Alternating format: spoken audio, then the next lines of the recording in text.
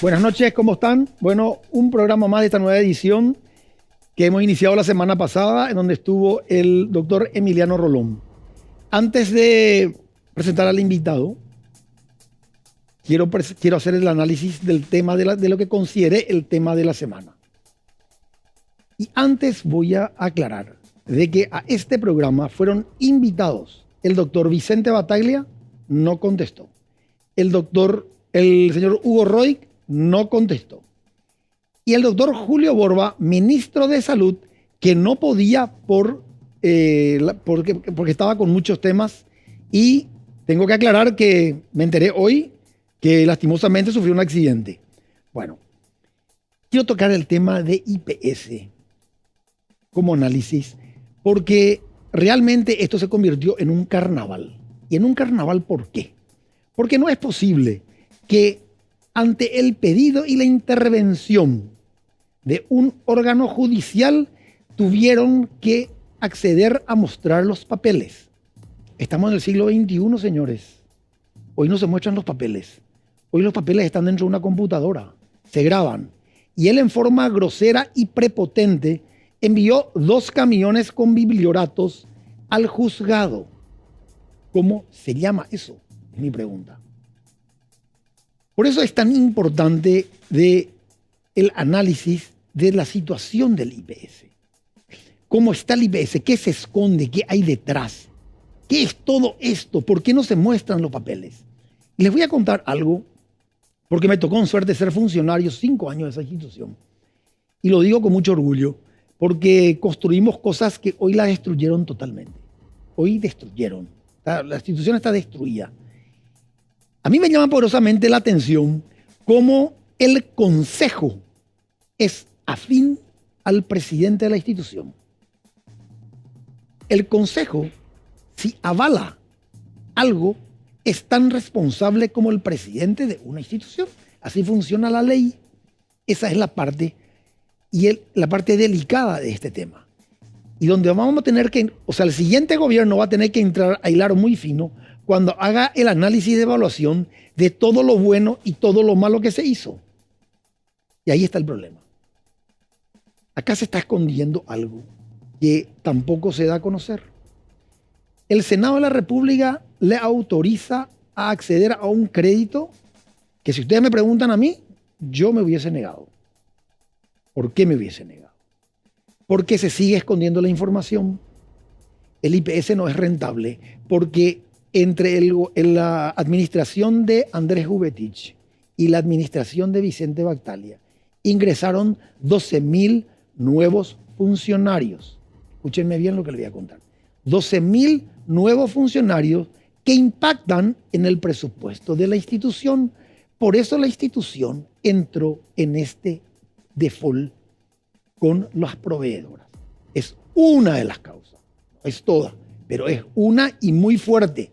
Y como dice el dicho, quien avisa no traiciona. Se les avisó. ¿Por qué pasó esto? Por la injerencia política. Tenemos que acabar con la injerencia política. Hay instituciones que ya no resisten la injerencia política. Hay instituciones que son técnicas y tenemos que manejarlas como técnicas si queremos cambiar el Paraguay. La única forma de cambiar el Paraguay es con técnicos. Los políticos manejan cuestiones políticas. Los técnicos tenemos que reconstruir este país. Este es un país que se quedó en el tiempo. Y eso, donde uno toca y donde uno entra, eso ve. Y tenemos problemas de fondo muy graves. El IPS pasó por 2 administraciones tenebrosas. Andrés Jubetich, Vicente Battaglia. Con todo lo que conlleva y todo el equipo que metió. Eso celebraría que el día de mañana se aclare y se den a conocer. Porque eso es lo que va a hacer que este país vuelva a ser serio o intente ser un país. Yo digo, un español me dijo, y siempre cuento, tú vives en un lugar que quiere ser un país. Esto no es un país. Terrible lo que me dijo. Vino para hacer inversión. Bueno, hasta ahí va mi análisis y dejo un poco al libre pensamiento de la gente decir qué hay detrás de esta administración del IPS. Vamos a arrancar el programa. Gracias a Dios accedió a la invitación nuestro ministro del Interior, el doctor Federico González. una persona que yo creo que puso la cara, puso el cuerpo, puso todo lo que tenía que poner en los diferentes lugares donde le tocó estar. Y bueno, hoy le pedí para hablar de la seguridad en el Paraguay. ¿Qué tal, ministro? Buenas noches, ¿qué tal? ¿Cómo estás, arquitecto? Un gusto saludarte, acompañarte a la audiencia también. Sé que sos muy activo, creo que llegaste recién de un viaje, Sí. así que realmente me siento muy a gusto y muy cómodo acá. Y como siempre estoy de guardia, me llamaste y estaba y vine. Entonces, acompañándote acá. No, pues Federico, realmente, ¿te puedo tutear? Claro, por favor. Vos sabés que siempre quise conversar contigo, pero los tiempos nos daban por la situación en que estábamos viviendo. Tema pandemia, después vinieron temas de fallecimiento, de seguridad, o sea, de muertes. Quiero arrancar con una pregunta. ¿Hay seguridad en el Paraguay? Buena pregunta. A ver, empiezo un poquito con lo que estabas diciendo antes, en la introducción. No me meto con la institución, ni temas de salud, pero decirte que yo me siento orgulloso de vivir en Paraguay y de ser paraguayo. Sé que vos también. Sí. Estamos en clubes diferentes, pero la albirroja nos lleva adelante y nos motiva y nos pone orgullosos también. Y en ese sentido está en nosotros hacer lo que queremos que el Paraguay sea. Porque uno al decir que en Paraguay está todo mal, que en Paraguay es todo un desastre, entonces al mismo tiempo estamos diciendo que nosotros estamos todo mal, que nosotros somos un desastre, y yo no me considero un desastre. Sé que tengo mucho por mejorar, mucho por corregir, pero sé también que el país y todos nosotros los paraguayos tenemos un potencial demasiado grande y somos, no olvidemos, alrededor de 7,5, 7 millones y medio de paraguayos, Sí. de habitantes. Sí. Es un número, casi una cifra de laboratorio. Tu padre fue médico. Tantas buenas experiencias podemos tener y transformar este país. No hablemos de países con poblaciones de 200 millones, 500, 1.300 millones de habitantes. Ese ya es un caso diferente. Nosotros con la población que tenemos podemos hacer grandes cosas en el país y yo estoy seguro y convencido que lo podemos hacer. Pero primero tenemos que confiar en nosotros mismos. Nuestra autoestima tiene que ir para adelante y tenemos que impulsar juntos este carro. Pero ahí yo te quiero disentir un poco contigo. Sí. Yo no creo que sea un problema de autoestima. Yo creo que en el Paraguay tenemos un problema de sistema instalado que nos cuesta romper. Y ese sistema instalado está marcado por la clase política. Como yo siempre digo, en todos lados están las personas buenas y las personas malas. Claro. Está la clase política buena y está la clase política perversa que se sirve del Estado. Sí. Que donde a mí me tocó en suerte estar 5 años en una gestión pública. Sé lo que es el Estado. Palpé lo que es el Estado.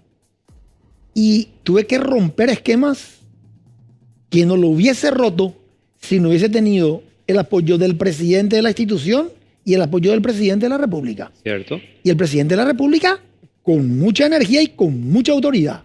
Por eso logramos hacer lo que pudimos hacer para intentar volverle a dar una cierta tranquilidad tanto a los médicos como a los aportantes del IPS en la función que me tocó estar. Por eso yo digo de que acá hay que empezar a trabajar sobre el tema de la clase política y la injerencia de la clase política. Y ahí justamente te quiero tocar un tema. El tema de los linces. Sí. El tema de los linces, la gente, el ciudadano, sentía una cierta seguridad con la presencia de ellos. Sí, correcto. Llega este gobierno y se desarticula eso. ¿Qué pasa? ¿Por qué eso? Vamos a tu primera pregunta y juntamos con lo del INSE, que forma parte, lógicamente, de la seguridad o de la inseguridad. La seguridad es un concepto bastante complejo. Tiene varias aristas. Y en ese sentido está la seguridad, la inseguridad y la percepción que se tiene de esa seguridad o de esa inseguridad. Partiendo de la base que reconozco públicamente que hay inseguridad en el Paraguay, pero la inseguridad subjetiva es mayor que la inseguridad objetiva. Voy a un índice internacional, Inside Crime, que probablemente conoces. Sí. Anualmente realiza sus evaluaciones, sus análisis y sus cifras. El año pasado, Paraguay estaba ubicado en el 4.º lugar siendo el número 1 el mejor. En Latinoamérica nosotros éramos el número 4 en cantidad de delitos o de crímenes violentos por cada 100.000 habitantes. Teníamos 7.3. Este año, es decir, en el índice del año pasado que se señala en este año, estamos por 6.7. Mejoramos esa situación. Claro que eso en papeles no nos sirve a nosotros, no me sirve a mí como ministro, no me sirve a mí como ciudadano, ni a ninguno. Nosotros necesitamos percibir esa seguridad en las calles. Exactamente. Totalmente, es lo que buscamos, a eso apuntamos. Pero te doy unos índices, unos datos estadísticos que lo quería hacer un poco más adelante, pero bueno, voy a empezar con esto. Porque es algo que me preocupa a mí como ministro, me preocupa como ciudadano que soy, y yo creo que debería preocuparnos a todos los paraguayos y las paraguayas, a toda la población paraguaya, sí, hablando de seguridad o de inseguridad. 3 datos porcentuales nada más, alarmantes. De todos los delitos que se cometen en Asunción y en el departamento central, los que vemos a diario en la televisión, en los noticieros, en los videos, asaltos, motochorros, robo de vehículos, etc. Todos esos actos, el 85% de ellos son cometidos por jóvenes entre 14 y 25 años. Voy a repetir, el 85% de esos delitos que presenciamos diariamente son cometidos o llevados a cabo por jóvenes de entre 14 y 25 años. Primer dato. Segundo, de ese 85 o de esos 85%, el 80% son drogadictos. 80% de esos jóvenes entre 14 y 25 que están delinquiendo diariamente están en drogas. Y bien sabemos que una persona que entra a ese mundo es muy difícil que salga ahí. Sí. Incluso manejás muy bien temas de salud también. Y en nuestro país creo que hay 2 o 3 centros de rehabilitación que son públicos. Con suerte. Con suerte. Y 2 o 3 privados, que de por sí el tratamiento es muy caro. Muy costoso. Y por más bueno que sea el tratamiento, es muy difícil que esa persona, ese joven o no joven, se recupere totalmente. Sucede, hay casos, pero no son la mayoría. Ajá. Entonces sigo con los datos estadísticos y los porcentajes. 85% jóvenes delinquiendo, 82% de ellos en droga y el 80% de ellos son reincidentes. No 1 o 2 veces, 5, 6, 7 y hasta 8 veces. Entonces esa es nuestra realidad. ¿Cómo lidiar con eso? Y a tu pregunta de si hay seguridad o inseguridad en el Paraguay, mi respuesta ahí es la siguiente. Ciertamente nos falta mucho que hacer para que haya una seguridad y haya conciencia de eso, pero hay varios componentes que tenemos que evaluar y trabajar conjuntamente, no solo el gobierno, comenzando con el gobierno, pero también la sociedad civil, también la ciudadanía. Y voy citando algunos de ellos. La seguridad propiamente, el orden público, la policía, las fuerzas de seguridad. Pero ¿y dónde dejamos el elemento del componente de salud? El componente de educación. Sí. ¿Qué le estamos enseñando a nuestros niños? Incluso a nosotros como padres, como tíos, como primos, sí, profesores, en el deporte, en el ámbito social. ¿Qué se está compartiendo con esos chicos? Si estos porcentajes que mencioné nos llaman la atención, deben alarmarnos. Algo estamos haciendo mal como sociedad. Pero yo creo que, o sea, todos estamos conscientes de que tenemos una flaqueza en salud y educación. Eso es categórico, como lo estás manifestando. Sí. Siempre lo hablamos en los diferentes grupos sociales en donde nos juntamos y nos reunimos. Probablemente sí, a vos también te dirán tus amigos. Claro. O sea, eso es una realidad que no escapa. Pero como yo tengo una teoría que no sé si bien vale, es válida, pero para mí un país arranca con justicia y con seguridad. Sí. A partir de ahí yo voy a tener educación, voy a tener salud y voy a continuar con el resto. Pero para mí lo fundamental es la justicia y la seguridad. Mientras esos dos componentes no tengamos, y encima tiene que funcionar a rajatabla. O sea, a lo mejor probablemente mucha gente va a decir, pues este es un loco, pero no podemos llegar al nivel hoy de hacer justicia por mano propia. No, no se puede. Claro. Sí. Porque eso está sucediendo. Claro. Ya la perrada se está armando. Sí. Van a empezar a defenderse y van a Sí, empezar y es a un matar. peligro, es un riesgo. Es un peligro, claro, un riesgo. Y te interrumpo, porque justamente en el tema de seguridad o inseguridad, y dejando de lado a nosotros todos como sociedad, y centrémonos en el Estado. Hay un equipo de 3 patas que tienen que trabajar coordinadamente Sí. para que haya seguridad y seguridad jurídica. Bien. El primero de ellos, lógicamente, es la fuerza pública, es la policía, Sí. que como la Constitución lo establece, está con el Ministerio del Interior. Bien. El segundo es el Ministerio Público, la Fiscalía. Sí. Y el tercero es el Poder Judicial. Si esas instituciones no trabajan coordinadamente, entonces el resultado no va a ser positivo, lastimosamente. Y les doy algunos elementos también de la actividad policial. Todas las mañanas muy temprano, de madrugada, yo recibo los informes de las actividades de las últimas 24 horas. Hay en promedio 80 personas aprehendidas y o detenidas por, A veces motivo. llámese X, pero en ese lapso de 24 horas. Un dato que voy a compartir también que al mismo tiempo es alarmante, pero voy a dejarlo para un poco más adelante.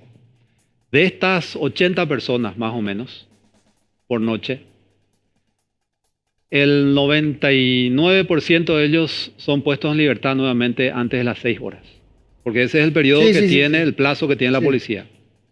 Y el 1-2 o los 1-2 restantes, por lo general, salvo excepciones, están libres antes de las 24 horas.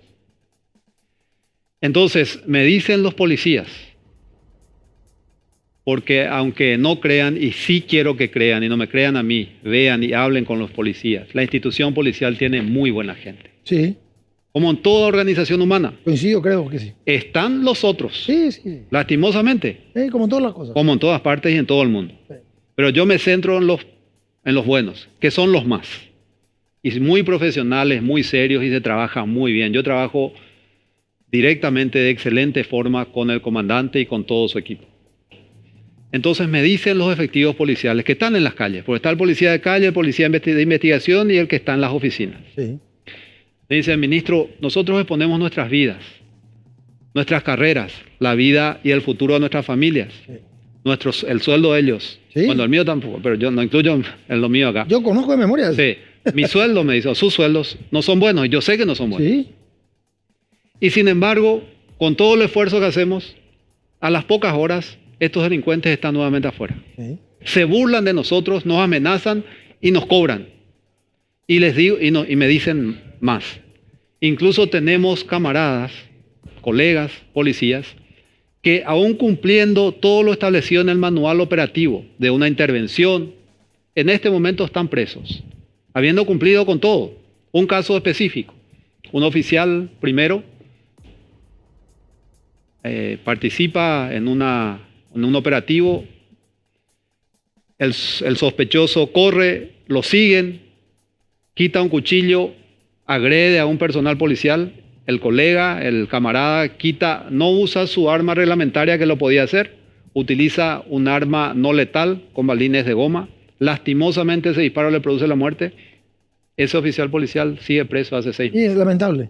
Así es. Pero entonces modifiquemos la ley, Entonces, doctor. Y bueno, hay muchas cosas que hacer y tenemos que, reitero, profundizar ese trabajo coordinado con el Ministerio Público y con el Poder Judicial, porque de lo contrario, cada uno va por su lado Sí. y es muy difícil tener resultados de esa manera. Es que yo digo siempre, vamos a dejar de llorar. Ya conocemos los problemas. Así es. Vamos a empezar a capitalizar y Mm. construir sobre los defectos que tenemos Sí. para volverlos útiles. Y antes de irnos a la pausa, ¿Mm? te voy a dejar con una pregunta. Sí, ¿Qué hacemos con el caso de Infram? Vamos a la pausa. buena pregunta.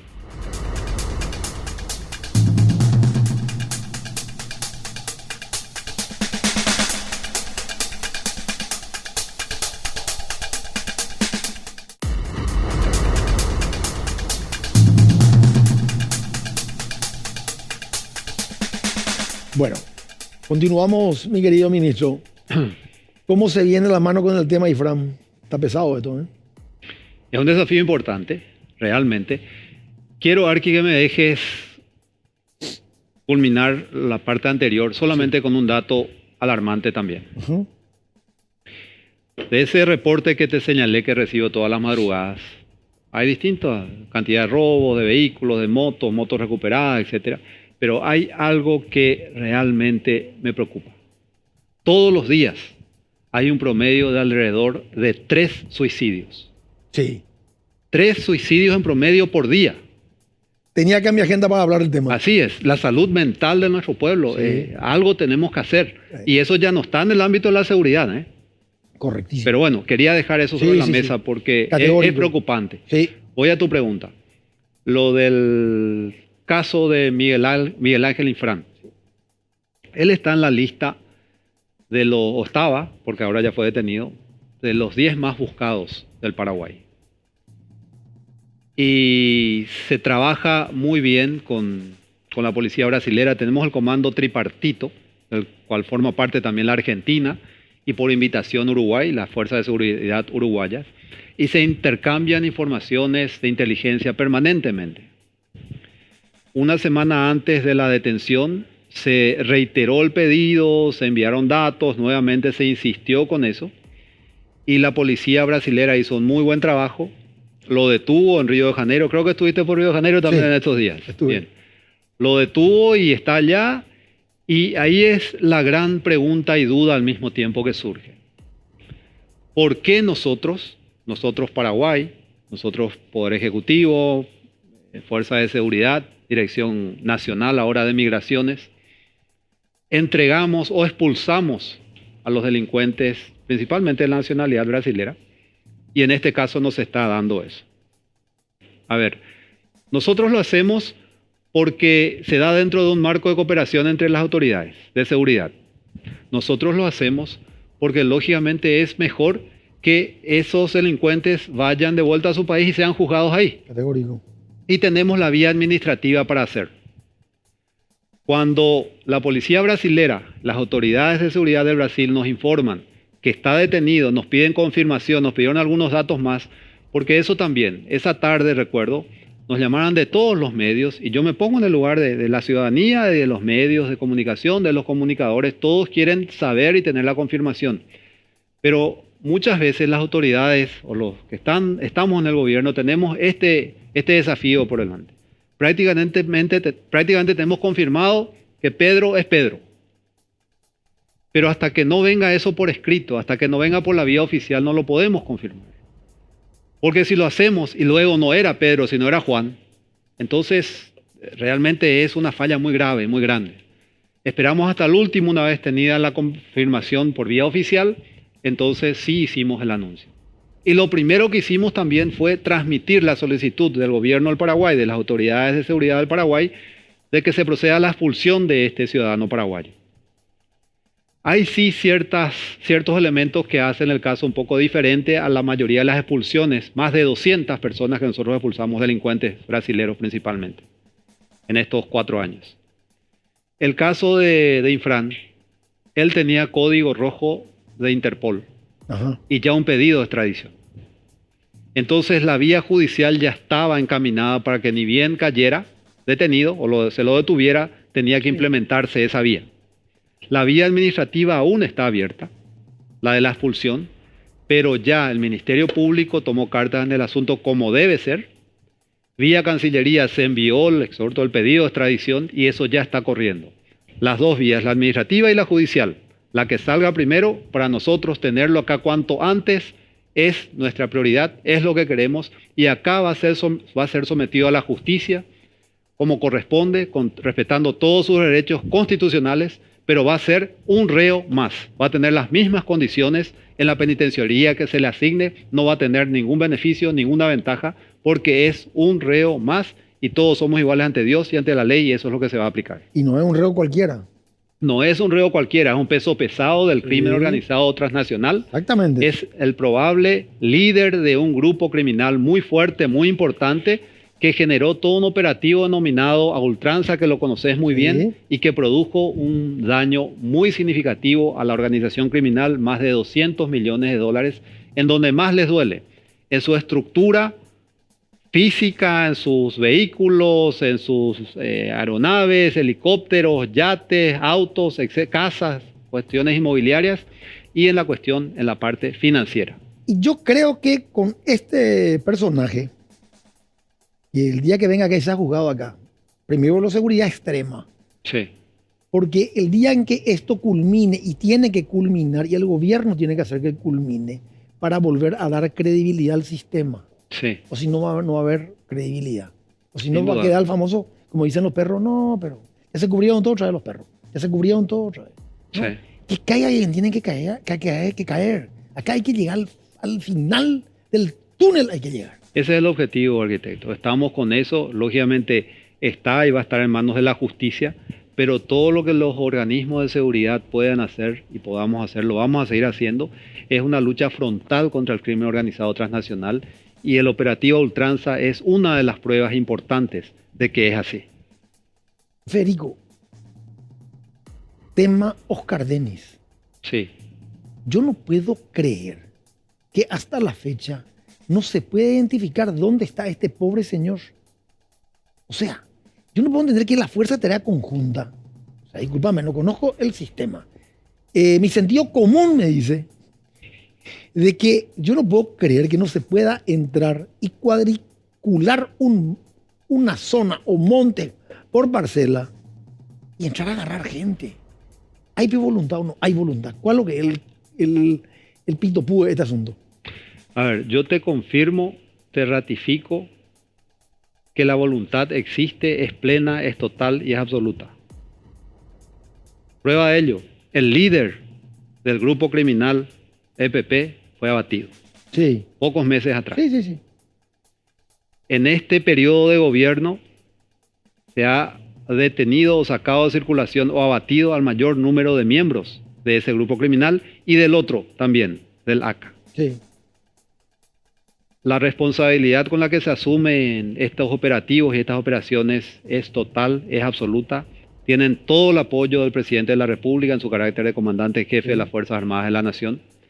Y ahora, yendo a tu consulta específica, de ubicar a los secuestrados, por un lado, y ubicar a los miembros de este, no es tan sencillo como parece. Son en principio alrededor de 20.000 hectáreas de monte. Creo que no has estado todavía por ahí. No. Yo estoy regularmente en el norte. Todos los conocen como la FTC, la Fuerza de Tarea Conjunta. La FTC forma parte del Comando de Operaciones de Defensa Interna, del CODI. ¿Cuántos hombres? Son 800 hombres. Así es. Tiene un presupuesto de un poco menos de $7 millones por año, que se extrae del Ejército, de la Fuerza Aérea y de la Armada. No es un presupuesto especial o específico para la FTC. Un dron de los que necesitamos, que puede transponer la vegetación y ver las siluetas y los cuerpos por el calor, sale $35 millones. El presupuesto de la FTC es, reitero, un poco inferior a $7 millones por año. Necesitamos vehículos blindados, necesitamos al menos 40.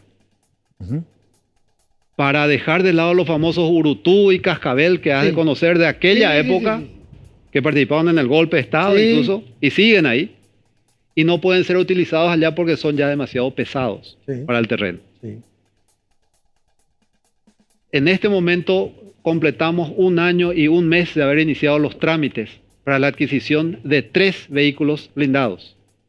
Necesita 40. Necesitamos 40. 3 los pudimos adquirir. Transcurrieron 1 año y 1 mes y ahora están llegando al puerto de Montevideo, recién. 1 año y medio después por los trámites, el papeleo, la burocracia y luego ya el traslado. Esos vehículos estarían llegando a fines de marzo, bueno, un poco antes de fines de marzo, y van a ser puestos en operatividad. Entonces volvamos, 20.000 hectáreas más o menos de monte. El Cerro Guazú ahora es el centro donde están ubicados. Estando ahí con el presidente, 2 metros de distancia, uno no ve qué hay más allá.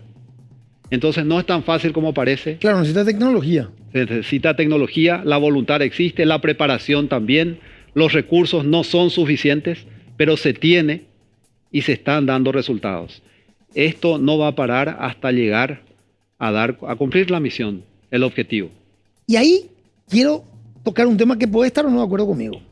Pero tengo que decir, estos personajes que se creen que son la guinda de la torta del mundo, que son los americanos, Sí. porque ellos se meten acá en nuestro país como si fuera que esta es una colonia de Estados Unidos.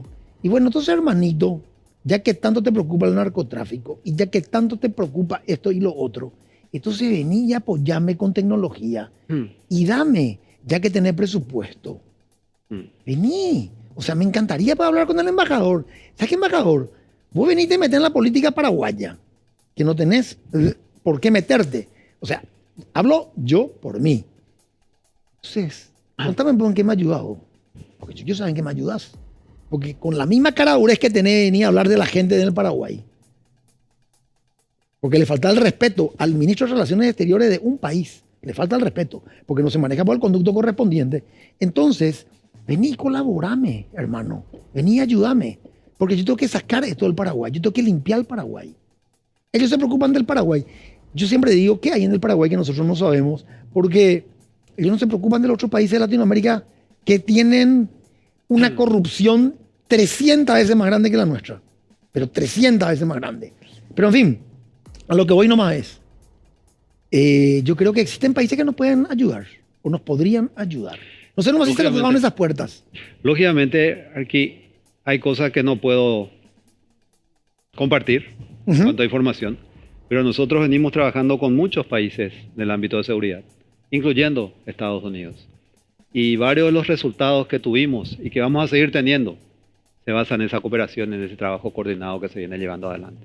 Así que, reitero, hay cosas que no puedo compartir. Sí, claro, correcto, me parece muy bien. De seguridad. Es que tiene que ser algo así. Pero lo venimos trabajando hace tiempo y estamos teniendo resultados con eso. Acá lo que yo creo, particularmente, yo cuando me meto en un trabajo, en una gestión, trato de dejar una huella. Sí. Para mí eso es importante. Porque si no, dicen, vino por acá, pasó por acá y no nos dejó nada. Sí. Yo creo que en mi paso por la gestión pública dejé una huella. Dejé un modelo de licitación, dejé obras que hoy el IPS, gracias a Dios, está viviendo gracias a esas obras. O si no, hoy estarían en la calle, atendiéndole en la calle a esa pobre gente. ¿Qué huella nos deja este gobierno en materia de seguridad para el siguiente gobierno, para que continúe? Sí. Lógicamente hablar de las obras o del trabajo que uno hace es siempre difícil, constituye un desafío porque yo prefiero que me juzguen y no juzgarme a mí mismo, sí teniendo siempre la conciencia tranquila y la satisfacción del deber cumplido. Estamos en pleno proceso y señalé desde el punto de vista específico del EPP, es el periodo de gobierno que más daño ha producido a ese grupo criminal. Actualmente son alrededor de 12 miembros. Y me dirán, ¿cómo es que no los encuentran? Y justamente porque son 12. En 20.000 hectáreas de monte es muy difícil encontrarlos.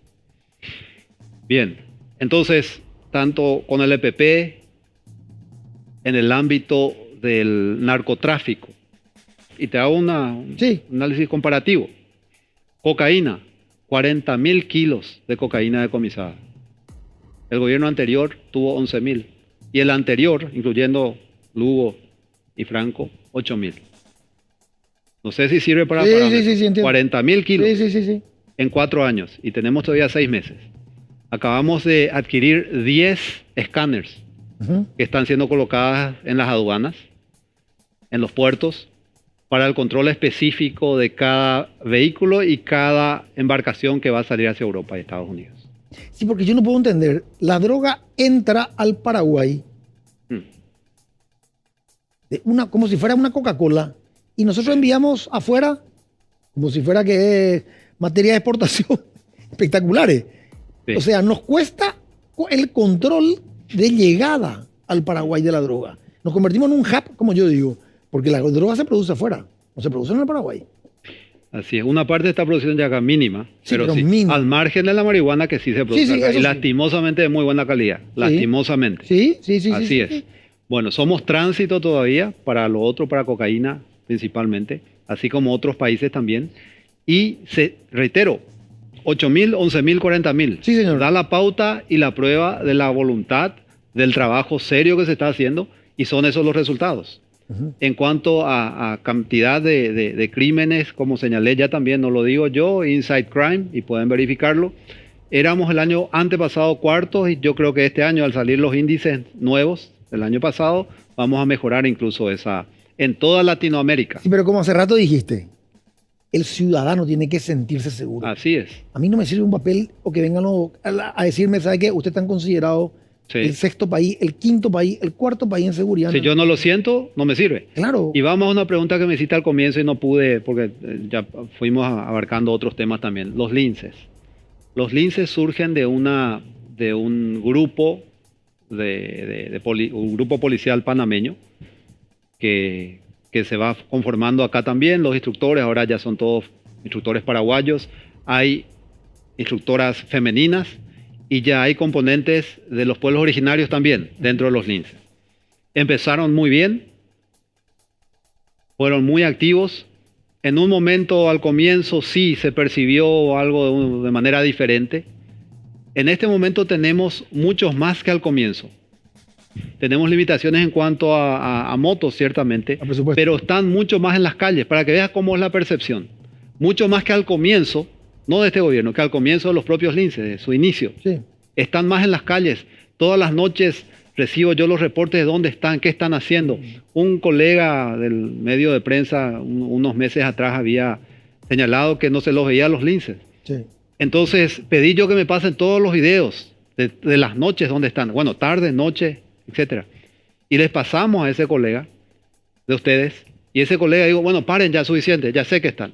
Pero ¿qué pasó? La percepción es que no están. Claro. Entonces no se los ve y sin embargo están más que antes. Bueno, celebro, honestamente. Hay, reitero, representantes de los pueblos originarios. Hay mujeres. Son todos ya instructores paraguayos. Hay más motos que antes. Están más en las calles. Pero la percepción ya quedó. Sí. No hay lince. Sí. Es difícil. Otro tema delicado, que no entiendo particularmente cómo ella no se presentó, Dalia López. Porque finalmente la causa de ella es una causa estúpida. Sí, producción de documentos falsos. Sí, que se puede ligar 1, 2, 3 años. Sí. O sea, ¿por qué se escondió? ¿Qué hay detrás? No se le puede encontrar. Realmente, ese es otro de los desafíos. Y volviendo a la lista de los más buscados. Y te vas a sorprender con esto. El que encabeza la lista es Cristaldo Mieres. Manuel Cristaldo Mieres. Sí. Del EPP. Sí, del EPP. El que quedó probablemente ahora como líder con el abatimiento de Osvaldo Villalba. Hacia San Pedro y de su familia. Así es. La segunda es otra integrante del EPP, Magna Mesa. Sí. La tercera, ¿sabes quién es? Dalia López. Dalia López. La tercera. Estaba por delante que este señor Ifrán. El cuarto es Marcet, que también forma parte del operativo Ultranza. La tercera es Dalia López. Es prioridad absoluta. Se la está buscando por todo el país. Increíble, ¿eh? Es increíble, realmente. A mí me llama poderosamente la atención y sobre todo en una causa tan tonta. Porque una causa tonta, ¿eh? O sea, si vos me decís, no, ingresó droga, ingresó armas, pero vean un poco. ¿Qué hay acá atrás? Vamos a un corte. Y volvemos.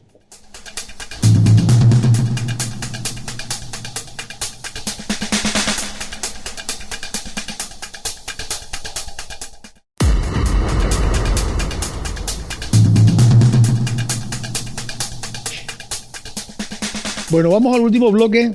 Estamos mejor de lo que parece, mi querido ministro. Buen ritmo. Federico, tema presupuesto. Sí. Antes del presupuesto, ¿cómo está el tema de seguridad para las elecciones? Porque te llegan las elecciones. Sí, ya en pocas semanas, realmente. Estamos trabajando con antelación, incluso antes de las internas, ya previendo las internas propiamente y apuntando a las generales. Trabajamos directamente con las autoridades, la justicia electoral y con todo su equipo. Así que estamos cubriendo el territorio nacional como corresponde, los centros de votación, la seguridad de las urnas, etcétera, y también la seguridad del pueblo que va a ir a votar. A eso voy porque mayor participación va a haber. Yo creo que va a haber mayor participación que en las internas. Sí. Pero estamos cubriendo todos esos detalles, esos aspectos. Y lógicamente contando también con el uso de la tecnología, se están teniendo cámaras personales, drones, Todo eso se aplica en el ámbito de la seguridad propiamente también, Claro. y van a ser utilizados en las elecciones. Bueno, te pregunto, ¿qué harías si tenés presupuesto? No te imaginas las cosas que podría Y pasar. eso quiero que nos cuente. Sí. Pero para ello tenés que saber primero, y te hago una apuesta. Sí. Si acertás, si adivinás cuánto es el presupuesto del Ministerio del Interior, te voy a dar un premio. No tengo la menor idea, pero me imagino que es súper bajo porque no tenés para cederle a la policía para que puedan tener bala esa pobre gente. Así es. Les digo, comparto, y todo ciudadano en lo que hace tiene que administrar realidades. Todo ser humano tiene que administrar realidades. Porque de lo contrario puede construir o va a construir castillos en el aire y no le sirve de nada. Sí. Mi realidad es la siguiente. El presupuesto del Ministerio del Interior es de 10 millones de dólares. Anual, lógicamente. Presupuesto, dentro del presupuesto general de gastos de la Nación, el que le corresponde al órgano del Poder Ejecutivo encargado de la seguridad interna del Estado, que es el Ministerio del Interior, es de 10 millones de dólares. Nada. Tenemos dos sistemas, dos softwares que nos permiten... A ver, la policía tiene dos especialidades. Orden y seguridad, prevención y seguridad, e investigación. Sí. Y están los especializados en lo uno y en lo otro. En el ámbito de la investigación, podrás o no coincidir conmigo, pero quiero que veas después los antecedentes y los datos. El 95-96% de los casos de homicidio, secuestro express, etcétera, son resueltos. Claro, ya es post sucedido el hecho, lastimosamente. El periodo de investigación. Los secuestros express que se han dado, el de la semana pasada, ahora tenemos uno Sí, el sudafricano. lastimosamente en desarrollo, pero la policía está, el Departamento de Antisecuestro está trabajando en eso y creo que vamos a tener novedades pronto. Y todo eso se basa, lógicamente, en la capacidad humana, que es lo principal, en el recurso humano, en la capacitación de nuestros efectivos policiales, pero también en la tecnología. Tenemos dos softwares que son realmente demasiado útiles y necesarios. Uno ayuda a identificar a las personas, a los responsables a través de las huellas dactilares, y otro a identificar el arma utilizado a través del proyectil que salió de esa arma. Bien, son dos sistemas diferentes, sumamente necesarios, reitero, muy modernos, y la licencia de cada uno de ellos sale $500,000. Calculado. Mi presupuesto es de 10 millones de dólares. Nada, no. La licencia, reitero, 500,000 y $1 millón de dólares tiene que ir en licencia de estos sistemas, sin los cuales todo el trabajo de la policía se va a ir abajo, en cuanto a investigación, digo, porque depende de eso. Esa es nuestra realidad. Y esto no es un lamento, no es una queja, es simplemente compartir contigo y con la teleaudiencia la realidad del Ministerio del Interior con su presupuesto y qué es lo que se puede y qué es lo que no se puede. Me piden diariamente alrededor, porque como estás bien acostumbrado y es frecuente y común recibir pechazos, Sí, pedidos sí. de toda naturaleza, de todo ámbito, y de todos los pechos que yo recibo por día como ministro del Interior, el que realmente tiene sustento y razón de ser, porque es una necesidad, es de las patrulleras. Están prácticamente todas caídas Se nota. o no están. Necesitamos 400 patrulleras, arquitecto. No tengo recursos para comprar una. Esa es mi realidad. Pero pregunto yo, Sí. ¿cuánto tiene que ser el presupuesto real del Ministerio del Interior para que funcione y nadie te diga, ¿sabes qué? ¿Por qué no hiciste esto si tenés presupuesto? Sí. Por lo menos 20 veces superior al actual. Bueno, pero eso hay que instalar dentro de lo que es el Ministerio de Hacienda. Sí. O sea, correcto. eso es un tema demasiado importante. Yo quiero reconstruir el Paraguay. Yo, particularmente te lo digo. Ujú. A mí me gustaría que el Paraguay vaya mejor. Y así como yo, hay muchos ciudadanos que pensamos igual. Si nos sinceramos los presupuestos y nos lo hacemos ver a la gente, ¿cómo yo le voy a estar criticando a un ministro del Interior? Si no tiene presupuesto. No, o sea, al contrario, es un mártir. Es un mártir para haber aceptado irse ahí. Yo acepto y reconozco la crítica.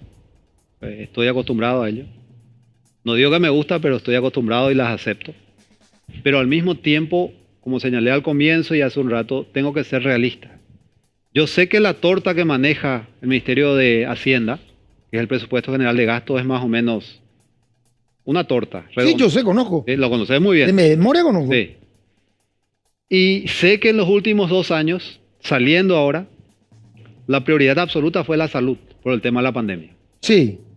Se quitaron rubros, componentes de seguridad, de agricultura, mismo de educación, etcétera, etcétera, etcétera, para priorizar la salud. Por eso es que fueron creados 18.000 nuevos vínculos que conoces. Por eso es que fueron hechos más de 20 hospitales de contingencia. Por eso es que pasamos de 230 camas de terapia intensiva a cerca de 900. Sí. Y cuántas cosas más que se dotaron al sistema de salud pública. Eran necesarios. Por eso es que, si bien una muerte significa ya demasiado y es terrible y lamentable e inaceptable, la cantidad de muertos por el COVID hubiese sido muy superior a la que tenemos anteriormente. Reitero para que no me malinterpreten, una muerte es demasiado. Claro, pero yo creo que el ejercicio tiene que ser al revés. Acá nosotros, o sea, el Ministerio de Hacienda, acá porque cada uno quiere su castillo en el Paraguay. Sí. Todo el mundo quiere su castillo. Y no funciona así. Por eso es que, como yo digo, el tendotá, el presidente, tiene que marcar una hoja de ruta Sí. de lo que es importante y lo que es prioridad. Porque si no, esto no va a mejorar. Así Acá es. los perros, o sea, con el FONACIDE, que para mí fue una joda desde que empezó hasta ahora que termina. Porque fue una joda, se manejó y se maneja. Eso es un carnaval que manejan los gobernadores como quieren. Y que me disculpen, pero es así. Y se lo puedo decir en la cara a cada uno de ellos. Y quiero mirar su presupuesto. Lo mismo, el tema, ellos hacen figurar, o sea, eso es un YU, hablando mal y pronto, que no tiene nombre. Yo sé que no quiero que vos me digas porque no te corresponde, yo tampoco no te quiero comprometer. Lo digo yo. Porque mi palo son las obras. Y yo sé lo que es el tema de obras. Y sé cómo manejan. Y es una joda. Es una joda por el lado que le mires. Por eso sacaba el FONACIDE. Sacaban muchas cosas que yo creo que acá hay que sentarse en una mesa a diseñar de vuelta el sistema del presupuesto general de gasto de la nación y dónde tenemos que destinar la plata para que esto vaya mejorando, si no, no va a mejorar. Por eso te pregunté cuánto tiene que ser tu presupuesto. 200 millones de dólares, por lo menos. Por lo menos. Y hay que apuntalar a eso tenemos que llegar y tenemos que hablar con Hacienda. Señores, ministro, esto necesitamos. ¿Cómo hacemos? ¿Hacia dónde nos vamos? ¿Qué es lo que es gasto superfluo acá? Y que el gobernador de tal parte que quiere para no sé qué historia. Y papá, espera un ratito, lo lamento. Pues te vas a circunscribir a lo que es el crecimiento de acuerdo al órgano que te compete. Sí, correcto. Ahora, al no tener la disponibilidad de recursos, entonces es muy difícil. Yo no quisiera ser ministro de Hacienda, realmente, porque lo más difícil es administrar pobreza. Pero lo que pasa es que también la gente de Hacienda, te voy a contar otra cosa. Sí. Acá yo sé que son personas muy técnicas, pero acá también la informalidad que hay en el sistema es muy grande, es del 70%. Sí. Entonces yo tengo que serlo bastante expeditivo para reducir la informalidad de esa gente a cambio de algo. Sí. Ese es el caso del Perú, por ejemplo. El Perú, a la gente informal, le daba un subsidio para que puedan acceder a su vivienda. ¿Vos sabés acá? O sea, vos sabés que ese fue un programa muy exitoso dentro del Perú. Perú, lo que pasa es que la parte política tiene tantas patas que no sabes de dónde agarrarte. Pero a mí lo que me gusta es copiar los modelos exitosos. Así es. Por eso hablo de ese modelo. Entonces, Hacienda tiene que empezar a hacer su trabajo también, porque son técnicos y están preparados. Y me consta, hay muy buena gente ahí. Ahí hay muy buena gente. Muy preparada. Y esta chica, Carmen, que estuvo... Marín, que estuvo... Esa era excelente. A mí me tocó trabajar con ella en un programa de salud del Ministerio de Hacienda. Sí. Esa chica, por ejemplo, debería volver al ministerio porque es una persona muy inteligente y una persona que vale y que sabe. Sí, conoce. Así es. ¿Entendés? Sí, está en el Banco Central ahora. Está en el Banco Central ahora, exactamente. Así es. Pero por eso digo, hay que capitalizar las cosas y tenemos que poner lo bueno y lo malo tenemos que empezar a desechar y empezar a construir y decir, no todo se hizo mal, no, esto se hizo bien y vamos a mejorar y vamos a ir adelante. Por eso que es importante, y yo insisto mucho en el tema de los presupuestos. Lo mismo el otro día. Crucial, arquitecto. No tenemos otra forma, no vamos a construir. Pero reitero, tenemos que ser realistas, porque así como va el ministro del Interior a pedirle al ministro de Hacienda, a negociar con él, Y aclaro que se portó muy bien. ¿Sí? Sí, aparte es un amigo. ¿Sí? Y muy técnico, muy profesional. Y trató de hacer todo lo que estaba a su alcance. Pero su realidad es esa. Yo salgo del Ministerio de Hacienda y me cruzo con el ministro de Salud. Después viene el ministro de Educación.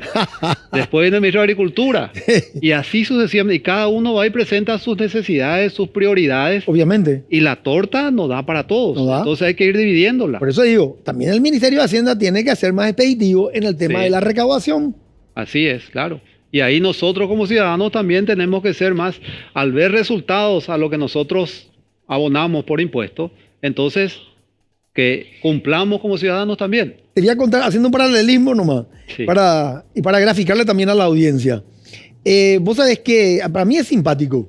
En el IPS está Aporte Obrero Patronal, se llama, la dirección que maneja las recaudaciones. Sí, Bueno, es simpático porque como yo siempre le dije, estando ahí, a menos al poco tiempo me di cuenta de cómo funcionaba. Y yo le decía, hay tantos funcionarios acá que estoy seguro que no hacen nada. ¿Por qué no se les capacita y empezamos a hacer un trabajo conjunto con Hacienda, control cruzado, empresa por empresa? Dame tu lista de personal y la lista de sueldo. sí, ¿Cuánto es tu aporte para el sector para IPS? A ver si están honrando y pagando lo que realmente ganan. sí. Porque se evade. A eso es Claro, lo que voy. así Por es, eso voy y digo, justamente. Hacienda también tiene que hacer su parte en este negocio. Todos Entonces, tenemos una si responsabilidad. Hacienda hace su trabajo y hace su parte y empieza a recortar a otras reparticiones que son menos importantes, entonces yo creo que vamos a ir mejorando. Yo Vamos a creo tener que- seguridad. La gente Sí. quiere seguridad, la gente quiere seguridad. La Así gente es. quiere justicia. O sea, vos hablas con la perrada y la perrada te dice. Por eso que yo hablo y digo, ¿verdad? O sea, lastimosamente me toca a mí. Sí, O sea, ojalá le hubiese tocado a transmitiendo lo que otro. escucháis. Yo también escucho, porque yo estoy con todo. Yo recorro, camino, estoy con los amigos, estoy con los policías, estoy por todas partes, porque me gusta. Sí. Y así también escucho la realidad, vivo la realidad. Sí. Y es difícil, realmente, es un desafío. Pero hay una situación que da para otro programa y para un análisis profundo. Porque es difícil lo que les voy a decir, te voy a decir. ¿Hasta qué punto nosotros como población queremos realmente cambiar el Paraguay? Linda pregunta. Todos decimos que sí. Sí. Yo sí. Yo Sí. reitero y ratifico mi postura de que quiero que cambie el país. Sí. Para bien, lógicamente. Sí. Pero tengo 37 años de administración pública. Empecé de abajo y gracias a Dios, con su bendición, he ocupado cargos de alta responsabilidad. Y en varios de ellos, incluyendo el actual, siempre he recibido a todos y he escuchado a todos. Y ahí es que surge mi duda, ¿hasta qué punto la población quiere que cambie el país? ¿O quiere seguir siendo el país de los amigos?